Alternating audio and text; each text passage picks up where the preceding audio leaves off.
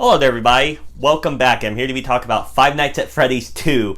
Now, this takes place, I believe, around a year after the events of the original film, and it's our main group of characters, Mike and his little sister, trying to adjust to what happened and trying to move on. And of course, Vanessa, who was, really a part of it because of, her dad, Afton, played by, Matthew Lillard. By the way, great actor, really talented. Just want to throw that out there with all that news going on. But it follows them trying to pick up the pieces and move on and deal with what they were, their trauma and stuff, especially Vanessa.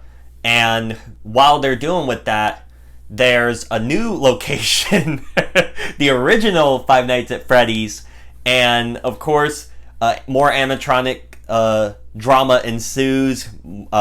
More scary moments, more action set pieces, and a bigger and grander film. And so,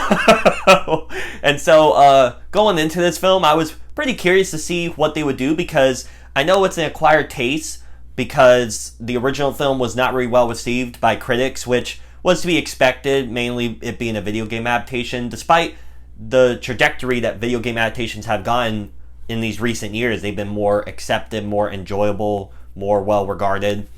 And when the reviews dropped for this film, as you can see, scathing reviews, and that's everywhere, not just on the Rotten Tomatoes site, which is a compiled group of people's put together. But as you could tell, the fans really enjoyed it by that. And overall, the film has a lot going for it and a lot going against it in my eyes. So what I really did like about the film is the further exploration and setting up the town more. Like you see more of the school, like Abby going there, being in class, trying to, hyping up what they went through in the previous film, telling these stories. She's really excited for this, robotics fair project. And another thing that I like to mention is during that, you see the teacher played by Wayne Knight, who we all know from Jurassic Park, that fat dude from that film, or he was in Seinfeld, so he was a pretty big name in the 90s and stuff. And he's in this film, and the thing that I find kind of I mean it's just kind of comical how the grown-ups, especially in the opening sequence, which I really don't really want to dive into spoilers, but the opening sequence really emphasizes that these adults are just scum. They're so over the top in terms of not caring, being rude, and it's what? And I don't know, that just kind of took me out, kind of how I mean, I know some adults can be bad and stuff, but I just thought it was all of them? What? And I know that kind of reemphasizes what the antagonist's goal is, which they dive a lot more into more animatronics, the main, puppet that I believe is in the second game. You see, the cupcake, the old animatronics return along with their new reskins at this, original attraction. And from the second game, there's a lot of references to the second game, especially with the little mask, that you would wear to try to trick them, being you're one of them. There's a lot of fun Easter eggs and lore drop-ins and stuff that fans of the series really dig and really like. And if you're a big fan of the material, you're going to get a lot out of this film because it's more of the same with the original, but they obviously had more of a budget to work with, and they're able to drop little hints and set up, and just that all stuff was really fun. As a pretty solid fan of FNAF myself, but fortunately, my main critique with the film is how they very desperately want to tell a story of the third film, which is planned if this film does well, because obviously it does have a lot of back in the critical space. So they've been saying this is for the fans, this is for the people who love FNAF, so go out and support it if you want more. And judging by how this just dropped on the estimated numbers for its opening weekend, they probably will get that third film. Now, it's not as high as the 80 million opening of the original, but this is still a great opening, and it's going to draw some good headlines on probably being one of the biggest openings post-Thanksgiving, the week of Thanksgiving afterwards. That's a really solid number for sure. And it overperformed the expectations. And it just felt like they're on this uphill battle against people who just hate this franchise and want it to fail, sadly. But enough of critiquing the outside complaints. My main complaint is, like I said, the need to want to set up the third film. Like, for example, Skeet Urch, who I believe I pronounced that right, who is in the film in a pretty, like, incredibly small role, but also it's going to probably lead to the third film.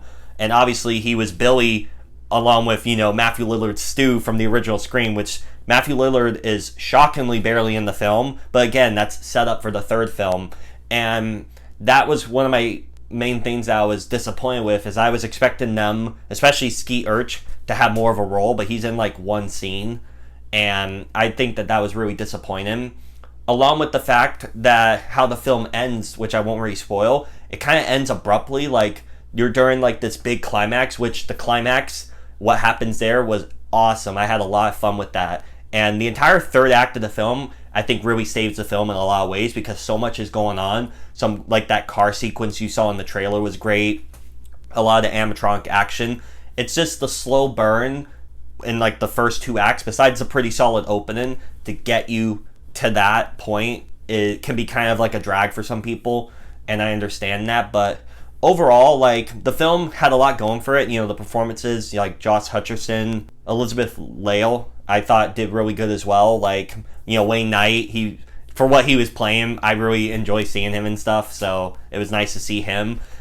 They had some new cast members as well, like McKenna Grace was in here, and it was kind of reminiscent of the first film, how you had, the babysitter of Abby and her friends. You had to have a set piece like that to show people getting, attacked and, killed by the animatronics. And you had a scene similar with her character and her two friends. So there's a lot of similarities between that original film and this film. And then you had, another character who I guess you could say is like one of Mike's friends, who was helping him, remodel his house or paint it or whatever. He had some fun moments. And they even had like the taxi driver, I believe it was a different one. And I thought that was fun. And another thing that I really liked was the newer animatronics were given voice lines, specifically Toy Chica. The Chica doll gives a lot of voice performance there. And cringily, it's Megan Fox doing it. And I know Megan Fox, like, she's hit or miss in a lot of her performances, but I thought she did a pretty solid job. Obviously, Matt Pat, in a very small type of voice performance for Bonnie, is there. And it was just a pretty solid experience all around. But with all that said, those were my thoughts on Five Nights at Freddy's 2. Again, what did y'all think of this film? Please let me know down below in the comment section below. Did you enjoy it way more than the critics? Are you like on the side with most audiences? Did you have some nitpicks here and there? Or did you just outright hate the film? Again, let me know down below. And if you want to hit the subscribe button and the bell as well to get notified when I upload, that would mean so much to me. Again, thank you all so much for watching, and I'll see you later. Bye!